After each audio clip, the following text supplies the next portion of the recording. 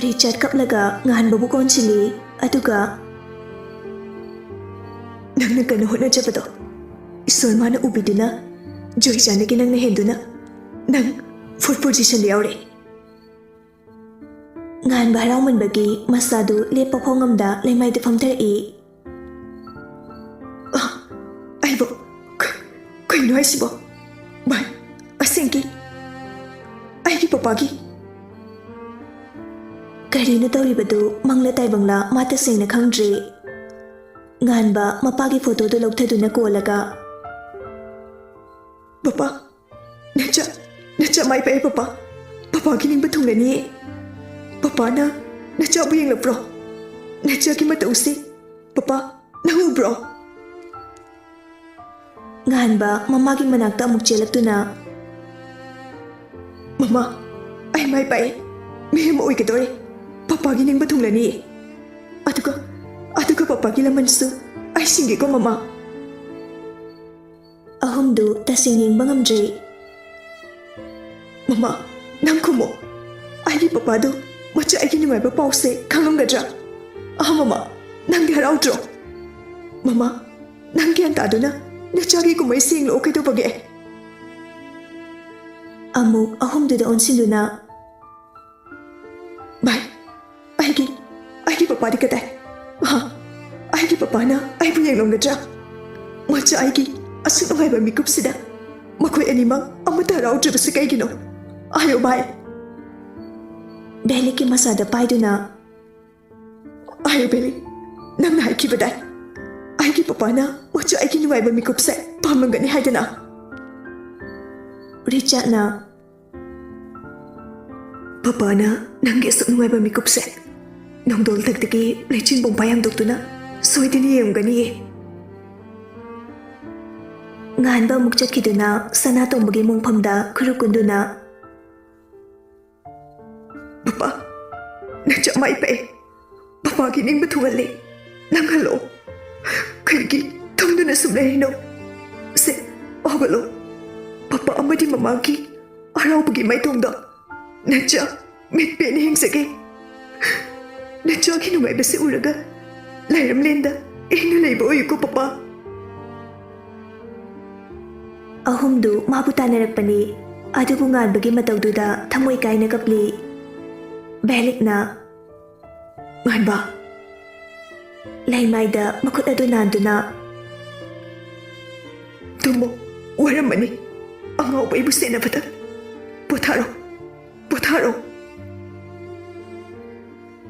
Oja sing amadi lekai gi miyoy khara sulaktuna ngan bagi matawbu nungsini engjay Belik jangsan-duna ngan bu chingkhatli aduga mayum lomda porai Oja aduna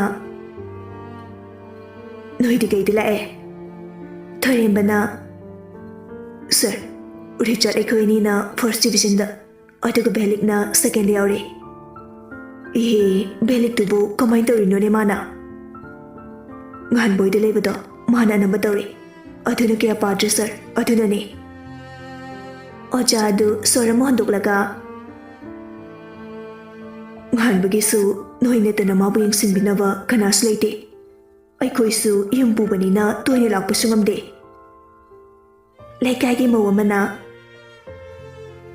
Ibungo ngan base Mama hoi leiringai dadi mangaw yamna thibani awaba karino khangdana leirakpani adubu ngasidi awaba marakta maina ma palakpase aikhoi yamna ngai ibungo nai myam leirambana ngasi nganbagi phibamse si yoribani aikhoi su nomata changduna kari sari kari karam tawri hangbibasu sangde Richard na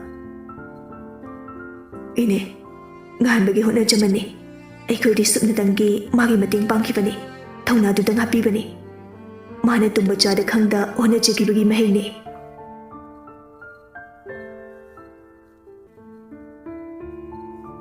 matam amada thamoi ki mabungo oikiba mahakna ngasi fourth position da laktuna mayamna sakhangna basida nungsi thamoi da duki matik haraujai dangan ba ngasi dinangi pandamgi ahanba khongthang mai pakleko aina thaje mathangdasu sidagi hena mai pakpagi saktam ꯗꯥꯉꯥꯟꯕꯅ ꯑꯩꯒꯤ ꯃꯪꯗ ꯎꯠꯈꯤꯅꯤ ꯍꯥꯏꯕ꯫ ꯊꯣꯏꯁꯨ ꯀꯝꯅꯣꯛ ꯇꯧꯗꯨꯅ ꯂꯩ꯫ ꯗꯥꯉꯥꯟꯕꯅ ꯑꯩꯒꯤ ꯏꯐꯝꯗ ꯀꯔꯤꯁꯨ ꯂꯥꯟꯈꯤꯗꯕꯅ ꯉꯁꯤꯗꯤ ꯃꯥꯏ ꯄꯥꯛꯂꯦꯀꯣ꯫ ꯑꯩꯅ ꯑꯗꯨꯅ ꯐꯣꯡꯗ ꯂꯥꯟꯈꯤꯕꯅꯤ꯫ ꯉꯁꯤꯗꯤ ꯅꯪꯒꯤ ꯅꯨꯡꯉꯥꯏꯕ ꯃꯤꯀꯨꯞꯁꯤꯗ ꯐꯣꯡꯅ ꯍꯔꯥꯎ ꯃꯤꯅꯣꯛ ꯇꯝꯕ ꯑꯩ ꯉꯝꯗ꯭ꯔꯦ꯫ ꯇꯧꯖꯔꯨꯕ ꯏꯔꯥꯜꯁꯤꯡ ꯑꯗꯨꯅ꯫ ꯂꯨꯋꯥꯡꯁꯨ ꯇꯟꯖꯥꯗꯨꯗ ꯀꯣꯜ ꯇꯧꯔꯛꯏ꯫ ꯊꯣꯏ, ꯉꯥꯟꯕꯒꯤ ꯄꯥꯎ ꯇꯥꯔꯕꯣ? ꯇꯥꯔꯦ꯫ ꯍꯔꯥꯎꯕ꯭ꯔꯥ? ꯊꯝꯃꯣ, ꯃꯥꯒꯤ ꯕꯕꯥꯗꯨ ꯂꯩꯔꯝꯂꯗꯤ ꯃꯥ ꯌꯥꯝ ꯅꯨꯡꯉꯥꯏꯅꯤꯀꯣ꯫ ꯑꯗꯨꯕꯨ ꯃꯥꯒꯤ ꯃꯄꯣꯛꯇꯨꯗꯤ ꯇꯝꯂꯝꯗ꯭ꯔꯦ꯫ ꯊꯣꯏꯁꯨ ꯅꯨꯡꯉꯥꯏꯇꯅ ꯃꯥꯒꯤ ꯄꯄꯥꯗꯁꯨ ꯅꯠꯇꯅ ꯃꯥꯒꯤ ꯃꯃꯥ ꯐꯥꯎ ꯌꯦꯡꯗꯦ꯫ ꯃꯥ ꯊꯃꯣꯏ ꯌꯥꯝ ꯀꯥꯏꯔꯝꯅꯤꯀꯣ꯫ ꯃꯆꯥ ꯑꯩꯈꯣꯏꯅ ꯍꯣꯠꯅꯔꯤꯕꯁꯤꯡꯗꯣ, ꯍꯣꯠꯅꯕꯗ ꯋꯥꯈꯤꯕꯁꯤꯡꯗꯣ ꯃꯃꯥ ꯃꯄꯥ ꯑꯅꯤꯒꯤ ꯍꯔꯥꯎꯕꯅ ꯀꯣꯛꯏ ꯍꯥꯏꯅꯔꯤꯕꯅꯤ꯫ ꯃꯈꯣꯏꯒꯤ ꯃꯤꯅꯣꯛꯀꯤꯗꯃꯛ ꯅꯠꯇ꯭ꯔꯣ ꯍꯣꯠꯅꯈꯤꯕ ꯀꯌꯥꯗꯣ꯫ ꯑꯃꯈꯛ ꯅꯠꯇꯅ ꯑꯅꯤꯃꯛꯀꯤ ꯃꯤꯅꯣꯛ ꯎꯕ ꯐꯪꯗꯕ ꯗꯥꯉꯥꯟꯕꯗꯣ ꯌꯥꯝ ꯋꯥꯔꯝꯅꯤ꯫ ꯌꯦꯡꯅꯤꯡꯉꯝꯅꯤ ꯃꯥꯒꯤ ꯃꯃꯥ ꯕꯕꯥꯒꯤ ꯃꯤꯅꯣꯛ ꯑꯗꯨꯕꯨ ꯎꯕꯗꯤ ꯐꯪꯗꯦꯀꯣ꯫ ꯂꯨꯋꯥꯡꯁꯨ ꯇꯞꯅ, ꯂꯥꯏꯑꯣꯏꯈ꯭ꯔꯕ ꯃꯥꯒꯤ ꯕꯕꯥꯅ ꯁꯣꯏꯗꯅ ꯍꯔꯥꯎꯔꯝꯒꯅꯤ꯫ ꯃꯥꯒꯤ ꯃꯆꯥꯒꯤ ꯅꯨꯡꯉꯥꯏꯕ ꯃꯤꯀꯨꯞꯇꯣ ꯌꯦꯡꯉꯝꯒꯅꯤ ꯊꯃꯣꯏ ꯄꯦꯟꯅ꯫ ꯃꯥ ꯀꯞꯂꯝꯒꯗ꯭ꯔꯥ ꯍꯧꯖꯤꯛ ꯃꯥꯒꯤ ꯕꯕꯥꯕꯨ ꯅꯤꯡꯁꯤꯡꯗꯨꯅ? ꯀꯅꯥꯒꯤ ꯑꯁꯥꯗ ꯍꯤꯡꯂꯝꯒꯅꯤ ꯃꯥꯒꯤ ꯑꯁꯥ ꯀꯗꯣꯝꯗꯅꯣ? ꯗꯥꯉꯥꯟꯕꯁꯦ ꯍꯣꯠꯅꯕ ꯌꯥꯝ ꯀꯜꯂꯤꯀꯣ꯫ ꯀꯅꯥꯒꯨꯝꯕ ꯑꯃ ꯑꯣꯏꯔꯝꯂꯕꯗꯤ ꯉꯁꯤꯒꯤ ꯃꯤꯀꯨꯞꯁꯦ ꯎꯔꯝꯗꯕꯁꯨ ꯌꯥꯏ꯫ ꯑꯗꯨꯕꯨ ꯑꯁꯥ ꯎꯗ꯭ꯔꯕ ꯃꯥꯒꯤ ꯄꯨꯟꯁꯤꯗꯣ ꯃꯥꯅ ꯑꯁꯥꯒꯤ ꯃꯌꯣꯡ ꯆꯣꯜꯍꯪꯂꯤ꯫ ꯃꯥ ꯊꯧꯅꯥ ꯌꯥꯝꯅ ꯐꯩꯀꯣ꯫ ꯌꯥꯝ ꯊꯥꯒꯠꯂꯤ꯫ ꯄꯨꯟꯁꯤꯕꯨ ꯃꯃꯜ ꯂꯩꯅ ꯈꯟꯕ ꯃꯥꯒꯨꯝꯕ ꯀꯅꯥ ꯂꯩꯔꯝꯈꯤꯗ꯭ꯔꯥ? ꯊꯥꯖꯗꯦ꯫ ꯍꯣꯠꯅꯕ ꯀꯟꯕ ꯑꯈꯥꯡ ꯀꯟꯕ ꯃꯤꯅ ꯄꯣꯂꯣꯏꯗ ꯃꯥꯏ ꯄꯥꯛꯑꯦ ꯍꯥꯏꯕꯗꯣ ꯃꯥꯅ ꯈꯨꯗꯝ ꯑꯣꯏꯗꯨꯅ ꯉꯁꯤꯒꯤ ꯁꯃꯥꯖꯇ ꯃꯁꯛ ꯇꯥꯛꯄ ꯑꯣꯏꯔꯁꯅꯨ꯫ ꯑꯁꯥ ꯃꯥꯡꯂꯨꯔꯕ ꯀꯌꯥꯁꯨ ꯃꯥꯒꯤ ꯃꯤꯡ ꯇꯥꯕꯗ ꯃꯈꯣꯏꯒꯤ ꯑꯁꯥ ꯑꯣꯏꯗꯨꯅ ꯊꯧꯅꯥ ꯑꯣꯏꯔꯁꯅꯨ꯫ ꯃꯥꯒꯤ ꯕꯕꯥ ꯂꯩꯔꯝꯂꯗꯤ ꯃꯥ ꯁꯤꯗꯒꯤ ꯍꯦꯟꯅ ꯋꯥꯡꯕ ꯌꯥꯏꯀꯣ꯫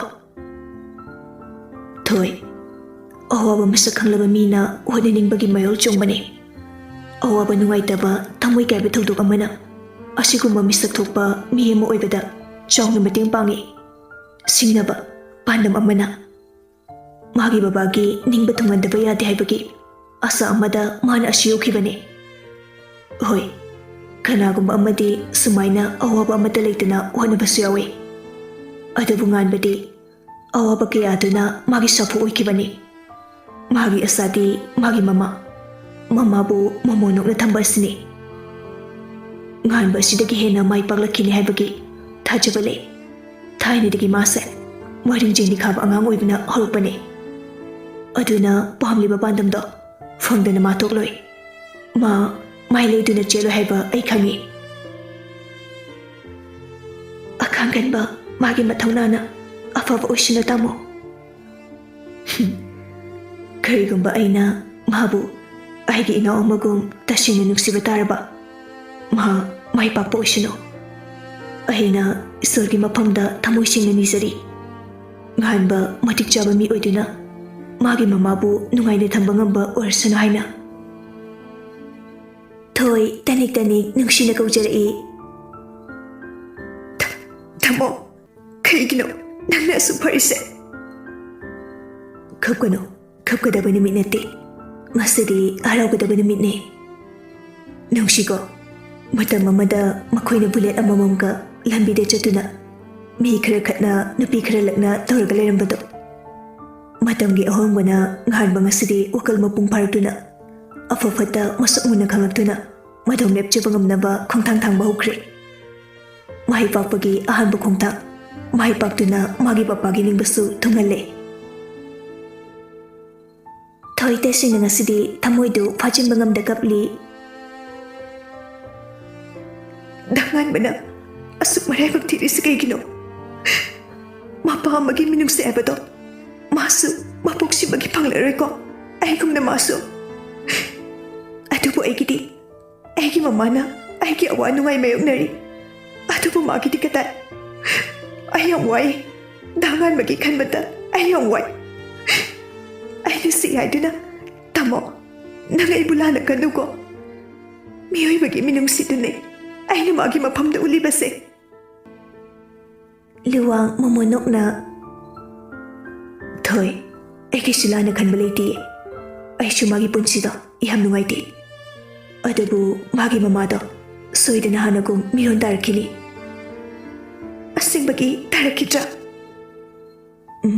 tarakini aibu thajo magi marup singna amadi magi marup singi family na moi bi amna kupna senari marup ahum desu yam nungsi yam supai sumaina aman awaba taraba matamda yingsingi ba haibase tangna thoi magi marup singda thamoy yamna sengi asing ba marup haibado moi mari bu kawe yam kale moi mari gi khunungsido kanagum marup khradi langba matang nang yawba chaba saminaba koiba koiminaba aduga awaba matamdana hondoktuna chatnaba sukongaini adubu moidi madunate nungaiba matamdasu punna suruk yaminaba aduga awaba tarba matamdasu punna awaba de suruk yaminaba asuguma marufse thibalui adubu moidi manakta leire nganba busu makhatana tamnaba kitamukta Delhi ki college abhaba amada tharni adusu marupna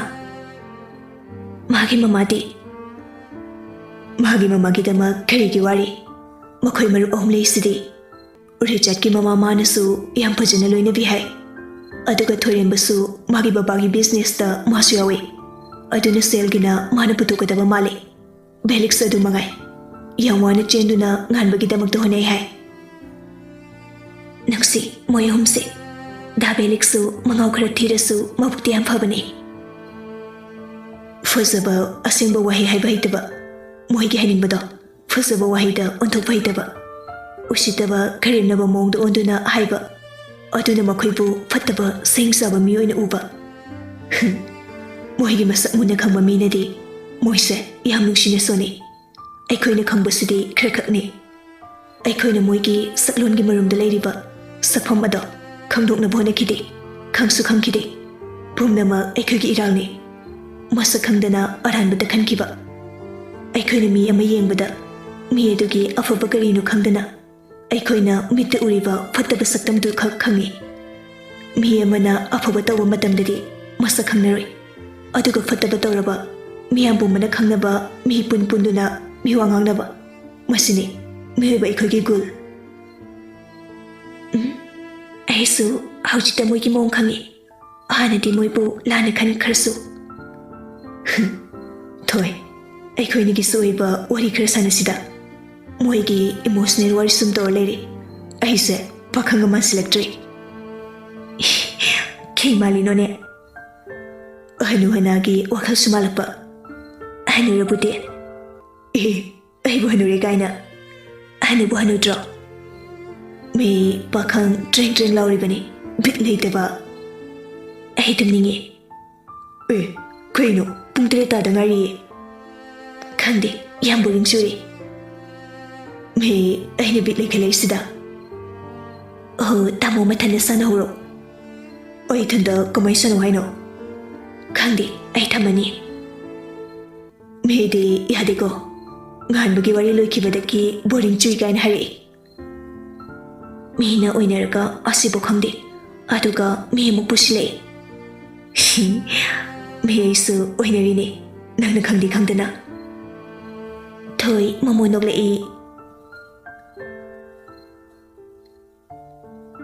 Daniel su enjang thin bagi namada nungsi oidala nungsi chakhomda manglaga chak thonglaga lerami che khidore nungsi khang na fading le Daniel na pom darbo nungsi na thepauno foot position khangi pau pumba tare thoi nuai tiro nate odudi gai khangdi pukning se ngasidi am nungsi kapakano kapathemini themla de indom jana ukhradi nangai ngonda muksauni ꯑꯩꯅ ꯍꯧꯖꯤꯛ ꯂꯥꯛꯏꯁꯤꯁꯨ ꯅꯪ ꯀꯞꯄꯝꯒꯗ꯭ꯔꯥ ꯈꯪꯕꯒꯤ ꯏꯟꯖꯥꯡ ꯊꯤꯟꯕ ꯁꯥꯔꯒ ꯂꯥꯛꯏꯅꯤ ꯐꯔꯦ ꯅꯪꯁꯨ hello ꯍꯜꯂꯣꯏ ꯅꯪꯅ ꯀꯞꯄꯣꯏ ꯈꯪꯂꯕ ꯀꯥꯟꯗ ꯑꯩ ꯍꯟꯒꯦ ꯑꯩ ꯀꯞꯄꯣꯏ ꯁꯤ ꯅꯪ ꯍꯜꯂꯣ ꯗꯥꯏꯅꯦꯜ ꯍꯥꯏꯐꯦꯠ ꯂꯩ ꯂꯩꯗꯨꯅ ꯌꯦꯡꯂꯝꯃꯒ ꯏꯗꯣꯝꯆꯥ ꯀꯥꯏ ꯆꯠꯈꯤꯒꯦ ꯄꯨꯔꯅꯤꯃꯥꯒꯤ ꯃꯔꯨꯞ ꯆꯠꯈꯤ ꯗꯥꯏꯅꯦꯜ ꯆꯪꯉꯛꯇꯨꯅ ꯃꯈꯨꯠꯇ ꯄꯥꯏꯔꯛꯄ ꯏꯟꯖꯥꯡ ꯌꯥꯎꯕ ꯕꯥꯎꯜ ꯑꯗꯨ ꯃꯈꯥꯗ ꯊꯝꯃꯤ ꯑꯗꯨꯒ ꯅꯨꯡꯁꯤꯒꯤ ꯃꯈꯨꯠꯇꯨ ꯑꯃꯨꯛꯇꯪ ꯆꯦꯠꯅ ꯄꯥꯏꯔꯗꯨꯅ ꯄꯨꯛꯅꯤꯡ ꯅꯨꯡꯁꯤꯕꯁꯨ ꯌꯥꯗꯦ ꯀꯞꯄꯁꯨ ꯌꯥꯗꯦ ꯍꯔꯥꯎꯒꯗꯕ ꯃꯤꯀꯨꯞꯅꯤ ꯅꯪꯒꯤꯗ ꯉꯥꯟꯕꯒꯤ ꯑꯁꯨꯛ ꯅꯨꯡꯉꯥꯏꯕ ꯃꯤꯀꯨꯞꯁꯤꯗ ꯅꯪꯅ ꯅꯨꯡꯉꯥꯏꯕ ꯌꯥꯎꯕꯗ ꯑꯩ ꯀꯩꯁꯨ ꯍꯥꯏꯔꯣꯏ ꯗꯥꯏꯅꯦꯜ ꯅꯣꯛꯃꯤ ꯅꯣꯛꯃꯤ ꯅꯨꯡꯁꯤꯒꯤ ꯃꯃꯥꯏꯗ ꯄꯥꯏꯗꯨꯅ ꯏꯟꯗꯣꯝꯆꯥ ꯑꯃꯨꯛ ꯂꯥꯛꯑꯗꯤ ꯑꯃꯨꯛ ꯆꯤꯡꯅꯔꯅꯤ ꯑꯩ ꯍꯜꯂꯒꯦ ꯐꯣꯟ ꯇꯧꯔꯛꯀꯦ ꯄꯥꯏꯔꯛꯎꯀꯣ ꯑꯁꯤ ꯍꯥꯏꯔꯝꯂꯒ ꯗꯥꯏꯅꯦꯜ ꯆꯠꯈꯤ ꯉꯥꯟꯕ ꯅꯣꯡꯗꯣꯜ ꯊꯛꯇ ꯌꯦꯡꯗꯨꯅ ꯅꯤꯡꯉꯝꯗꯅ ꯄꯄꯥ ꯅꯆꯥꯒꯤ ꯅꯨꯡꯉꯥꯏꯕ ꯃꯤꯀꯨꯞꯁꯦ ꯄꯄꯥꯅ ꯇꯁꯦꯡꯅ ꯌꯦꯡꯕ꯭ꯔꯥ ꯄꯄꯥꯅ ꯌꯦꯡꯉꯤ ꯍꯥꯏꯅ ꯀꯔꯝꯅ ꯈꯜꯂꯣ ꯍꯥꯏꯕꯅꯣ ꯅꯆꯥꯒꯤ ꯑꯁꯨꯛ ꯅꯨꯡꯉꯥꯏꯕ ꯃꯤꯀꯨꯞꯁꯦ ꯇꯥꯟꯖꯥꯗꯨꯗ ꯈꯪꯍꯧꯗꯅ ꯑꯈꯥꯛ ꯑꯔꯥꯎꯒ ꯂꯣꯏꯅꯅ ꯅꯣꯡ ꯀꯟꯅ ꯆꯨꯊꯔꯛꯏ ꯉꯥꯟꯕ ꯄꯤꯔꯥꯡꯂꯛꯇ ꯅꯣꯛꯃꯤ ꯅꯣꯛꯃꯤ ꯌꯦꯡꯖꯩ ꯄꯄꯥ ꯚꯦꯂꯤꯛꯅ ꯚꯥꯏ ꯅꯣꯡꯁꯤ ꯆꯨꯔꯤ ꯆꯪꯉꯁꯦ ꯚꯥꯏ ꯄꯄꯥ ꯂꯩ ꯑꯩꯒꯤ ꯄꯄꯥ ꯂꯩ ꯃꯆꯥ ꯑꯩꯒꯤ ꯍꯔꯥꯎꯕꯗ ꯄꯄꯥꯁꯨ ꯅꯨꯡꯉꯥꯏꯕꯒꯤ ꯃꯤꯠꯀꯤ ꯄꯤ ꯇꯥꯔꯦ ꯄꯄꯥꯅ ꯃꯆꯥ ꯑꯩꯕꯨ ꯌꯦꯡꯂꯤꯑꯦ ꯚꯥꯏ ꯉꯥꯟꯕ ꯈꯨꯔꯨ ꯈꯨꯗ ꯀꯨꯟꯗꯨꯅ ꯄꯄꯥ ꯅꯆꯥ ꯁꯤꯗꯒꯤ ꯍꯦꯟꯅ ꯃꯥꯏ ꯄꯥꯛꯂꯛꯈꯤꯒꯦꯀꯣ ꯃꯤꯀꯨꯞꯇꯨ ꯐꯥꯎꯕ ꯉꯥꯏꯔꯝꯃꯨꯀꯣ ꯄꯄꯥ ꯅꯣꯡꯂꯩ ꯅꯨꯡꯁꯤꯠꯀ ꯂꯣꯏꯅꯅ ꯉꯥꯟꯕꯒꯤ ꯃꯩꯁꯥꯗ ꯌꯩꯔꯔꯤ ꯅꯣꯡꯂꯤꯛꯁꯤꯡ ꯑꯗꯨꯕꯨ ꯃꯈꯨꯠꯅ ꯌꯥꯗꯨꯅ ꯄꯥꯝꯃꯨꯏ ꯌꯥꯝ ꯄꯥꯝꯃꯨꯏ ꯔꯤꯆꯥ ꯆꯪꯉꯛꯇꯨꯅ ꯚꯥꯏ ꯄ꯭ꯔꯦꯁꯀꯤ ꯃꯤ ꯂꯥꯛꯍꯧꯋꯦ ꯗꯥꯏꯅꯦꯜ ꯃꯌꯨꯝꯗ ꯆꯪꯉꯛꯇꯨꯅ ꯆꯥꯛ ꯆꯥꯊꯣꯛꯂꯕ ꯃꯇꯨꯡ ꯃꯄꯥꯒ ꯂꯣꯏꯅꯅ ꯇꯤꯚꯤꯗꯨ ꯊꯥꯗꯨꯅ ꯌꯦꯡꯂꯝꯃꯤ ꯗꯥꯏꯅꯦꯜꯗꯤ ꯐꯣꯟꯗꯨ ꯃꯦꯠꯇꯨꯅ ꯂꯩ ꯇꯤꯚꯤꯗꯨꯗ ꯊꯣꯏꯅ ꯈꯟꯖꯤꯜꯂꯨꯗꯦ ISTV ꯃꯤꯠꯌꯦꯡ ꯇꯥꯕꯤꯔꯤꯕ ꯃꯌꯥꯝ ꯄꯨꯝꯅꯃꯛꯄꯨ ꯂꯥꯏꯁ꯭ꯔꯝ ꯊꯣꯏꯕꯤꯅ ꯇꯔꯥꯝꯅ ꯑꯣꯛꯆꯔꯤ ꯍꯟꯗꯛ ꯀꯥꯎꯟꯁꯤꯜꯅ ꯂꯧꯕ ꯇꯨꯌꯦꯜꯞꯀꯤ ꯑꯦꯛꯖꯥꯝꯗ 4th ꯄꯣꯖꯤꯁꯟ ꯇꯥꯈ꯭ꯔꯕ ꯁꯣꯔꯝ ꯉꯥꯟꯕꯗꯒꯤ ꯑꯩꯈꯣꯏꯒꯤ ꯃꯤꯍꯨꯠ ꯁꯅꯥꯊꯣꯏꯅ ꯎꯅꯗꯨꯅ ꯋꯥꯔꯤ ꯋꯥꯇꯥꯏ ꯁꯥꯕꯒꯤ ꯇꯟꯖꯥꯗꯨ ꯂꯧꯖꯔꯤ ꯑꯍꯥꯟꯕꯗ ꯃꯤꯡ ꯂꯩꯐꯝ ꯑꯗꯨꯒ ꯑꯄꯣꯛꯄ ꯑꯄꯣꯛꯄꯤꯒꯤ ꯃꯤꯡ ꯍꯥꯟꯅ ꯈꯪꯖꯒꯦ ꯉꯥꯟꯕ ꯆꯤꯡꯂꯦꯝꯅ ꯑꯩꯒꯤ ꯃꯤꯡ ꯁꯣꯔꯝ ꯉꯥꯟꯕ ꯑꯩꯒꯤ ꯂꯩꯐꯝꯅ ꯊꯥꯡꯃꯩꯕꯟ ꯁꯤꯅꯝ ꯂꯩꯀꯥꯏ ꯑꯗꯨꯒ ꯄꯄꯥꯒꯤ ꯃꯤꯡꯅ ꯁꯣꯔꯝ ꯁꯅꯥꯇꯣꯝꯕ ꯑꯗꯨꯒ ꯃꯃꯥꯒꯤ ꯃꯤꯡꯅ ꯁꯣꯔꯝ ꯑꯣꯡꯕꯤ ꯏꯕꯦꯝꯍꯜ ꯁꯣꯝꯒꯤ ꯑꯄꯣꯛꯄ ꯑꯄꯣꯛꯄꯤꯁꯤ ꯀꯔꯤ ꯀꯔꯤ ꯍꯣꯠꯅꯔꯤ ꯑꯩꯒꯤ ꯄꯄꯥꯗꯤ ꯑꯣꯖꯥꯅꯤ ꯑꯗꯨꯒ ꯃꯃꯥꯗꯤ ꯍꯥꯎꯁ ꯋꯥꯏꯐ ꯑꯣꯏꯅ ꯂꯩ ꯍꯧꯖꯤꯛꯇꯤ ꯄꯄꯥꯗꯨ ꯂꯩꯇ꯭ꯔꯦ ꯑꯩꯅ ꯑꯦꯛꯖꯥꯝ ꯊꯥꯕ ꯍꯧꯔꯛꯄꯗ ꯑꯗꯨꯒ ꯊꯧꯗꯣꯛ ꯑꯗꯨꯗꯒꯤ ꯃꯃꯥꯁꯨ ꯃꯤꯔꯣꯟ ꯇꯥꯗꯅ ꯂꯩꯔꯤ ꯃꯤꯁꯇꯔ ꯉꯥꯟꯕꯁꯦ ꯄꯄꯥꯁꯨ ꯂꯩꯇꯦ ꯃꯃꯥꯁꯨ ꯃꯤꯔꯣꯟ ꯇꯥꯗꯅ ꯂꯩꯔꯤ ꯀꯔꯝꯅ ꯀꯃꯥꯏꯅ ꯍꯣꯠꯅꯔꯛꯏ ꯍꯥꯏꯕꯗꯤ ꯃꯃꯥꯁꯨ ꯁꯦꯟꯅꯗꯕ ꯌꯥꯗꯦ ꯏꯃꯨꯡꯁꯨ ꯌꯦꯡꯗꯕ ꯌꯥꯗꯦ ꯍꯣꯏ ꯆꯨꯝꯃꯦ ꯃꯌꯥꯝ ꯑꯁꯤꯅ ꯑꯩ ꯀꯣꯛ ꯉꯥꯎꯈꯤ ꯀꯔꯤꯒꯨꯝꯕ ꯀꯥꯟꯗ ꯊꯥꯔꯣꯏꯁꯤꯔꯕꯨ ꯈꯟꯈꯤ ꯑꯗꯨꯕꯨ ꯃꯇꯝ ꯑꯗꯨꯗ ꯑꯩꯒꯤ ꯃꯔꯨꯞ ꯑꯍꯨꯝ ꯔꯤꯆꯥꯔꯠ ꯚꯦꯂꯤꯛ ꯊꯣꯏꯔꯦꯝꯕ ꯃꯈꯣꯏ ꯑꯍꯨꯝꯅ ꯊꯧꯅꯥ ꯑꯣꯏꯗꯨꯅ ꯑꯩꯒꯤ ꯊꯧꯅꯥ ꯑꯃ ꯍꯥꯞꯄꯤꯈꯤ ꯑꯩꯒꯤ ꯄꯥꯡꯒꯜ ꯑꯣꯏꯈꯤ ꯑꯋꯥꯕ ꯀꯌꯥ ꯑꯃ ꯃꯥꯌꯣꯛꯅꯗꯨꯅ 4th ꯄꯣꯖꯤꯁꯟ ꯌꯥꯎꯕꯗ ꯊꯥꯒꯠꯅꯤꯡꯉꯥꯏꯅꯤ ꯑꯗꯣꯝꯒꯤ ꯊꯧꯒꯠꯅ ꯑꯁꯤ ꯁꯣꯝꯁꯦ ꯍꯥꯟꯅ 10 ꯑꯦꯛꯖꯥꯝꯗ ꯄꯣꯖꯤꯁꯟ ꯌꯥꯎꯕꯤꯈꯤꯕ ꯂꯩꯕ꯭ꯔꯥ ꯉꯥꯟꯕꯁꯨ ꯅꯣꯛꯃꯤ ꯅꯣꯛꯃꯤ ꯑꯩꯁꯦ ꯇꯁꯦꯡꯅ ꯍꯥꯏꯔꯕꯗ ꯀꯣꯛ ꯌꯥꯝ ꯐꯠꯇꯦ ꯑꯗꯨꯅ ꯐꯤꯚꯝ ꯑꯁꯤ ꯌꯧꯅꯕ ꯍꯣꯠꯅꯕꯗ ꯀꯥ ꯍꯦꯟꯅ ꯍꯣꯠꯅꯕ ꯑꯃ ꯆꯪꯈꯤ ꯃꯤꯑꯣꯏꯕꯅ ꯁꯤꯡꯅꯔꯕꯗꯤ ꯍꯣꯠꯅꯕꯗ ꯉꯝꯗꯕ ꯀꯔꯤꯁꯨ ꯂꯩꯇꯦ ꯀꯔꯤꯒꯨꯝꯕ ꯑꯩꯈꯣꯏꯅ ꯃꯤ ꯑꯃ ꯑꯣꯏꯒꯦ ꯄꯥꯟꯗꯝ ꯑꯃ ꯐꯪꯒꯦ ꯍꯥꯏꯔꯕꯗꯤ ꯁꯤꯡꯅꯕ ꯃꯊꯧ ꯇꯥꯏ ꯁꯣꯝꯁꯨ ꯁꯤꯡꯅꯕ ꯂꯩꯈꯤꯕ꯭ꯔꯥ ꯂꯩꯈꯤ ꯃꯤꯁꯛ ꯑꯃꯕꯨ ꯑꯩ ꯃꯥꯕꯨ ꯌꯥꯝ ꯊꯥꯒꯠꯂꯤ ꯑꯩꯒꯤ ꯐꯤꯚꯝ ꯑꯁꯤ ꯌꯧꯍꯟꯕꯤꯕꯒꯤ ꯍꯣꯏ ꯃꯇꯥꯡ ꯑꯁꯤꯗ ꯑꯩꯒꯤ ꯃꯔꯨꯞ ꯑꯍꯨꯝꯕꯨꯁꯨ ꯌꯥꯝ ꯆꯥꯎꯅ ꯃꯇꯦꯡ ꯄꯥꯡꯉꯤ ꯃꯤꯁꯛ ꯑꯗꯨ ꯈꯪꯖꯕ ꯌꯥꯒꯗ꯭ꯔꯥ ꯂꯩ Matam pumbada fusina wahi habi kitrabi. Athiba wahina magi nakongda tahan kibi. Aigi thamoida kana khangandana latlibi. Aigi thamoigi mabema. Aigi nungsi. Somna phibam asida laknaba honabada yeknaba kya ama leiramgani. Hoi, lei. Aingondagi henaba honakiba. Magi adugi wakaldudani. Aigi papana aikoi miyambu thadoktuna chakhiba. Magi maramna. Misak adu haibirakpa yagadra. Sorry, ai misak adudi haijaroige. Madumadi privacy oijarage. Thagachari Mr. Nanba. Ado somna ngasi phangliba credit di kanada piningi. Ahanbada aibu takpi tambireba ocha guru. Mama marup mapa. Amadi aigi layukraba papada pijage. Wahai asigi iroinana milu pirang marik ama chinthara e. Sorry.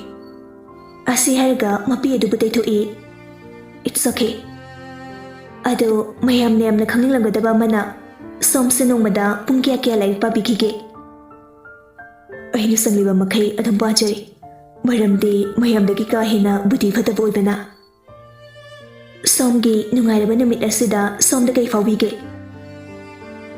Aigi nungairaba mikup asida aigi papa leiramadi papa na macha aibu mathanungda chena konduna harau harau leibada ai yingningi. Adubu ai phangdre.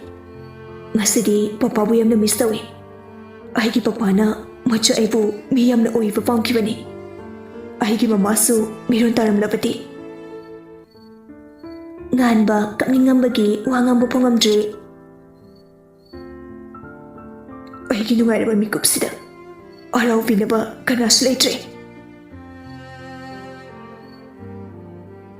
Nganba ngasigi adongi nungairaba mikupsida lairibakdagi lechin pongpai hangdoktuna nangi papana harau harau yengjaramgani. Ado somna hujik haibiramba nungsi haiba mingdu adongi jefla. Rachadi aigisu ama leirame namthak haibi longnam haibi chiron haibi. Matamduda aina mase yam thajaki. Adubu thajabu pumba mana manganbiki. Magi hendakta aigi marupusu aina kuthaki. Adubu apangbo oiramle. Aroibu aina somdangjage. Somgi pandamsi kari oigi khali. Aigi pandamsi aigi papagidamak khalaga ai UPSC exam thanaba hotnage haina khali.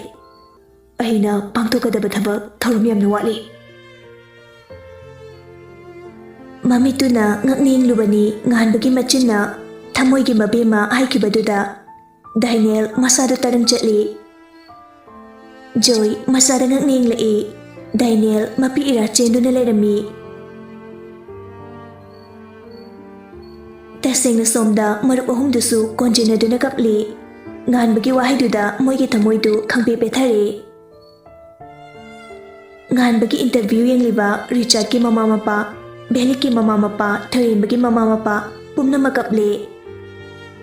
Nganbagi mama ibem haldi machari nungaiba sangsar lamba phangda magi tonganba sangsar duda noktuna leiri. Thoisu kaptaba nate mahu pubi chirol haibi masu kapi. Mani aidi chirol haibi ne namthak haibi. Nangbu kachik fawba nungsiba ngamdaba. Nangbu awabagi ipakta lufankiba.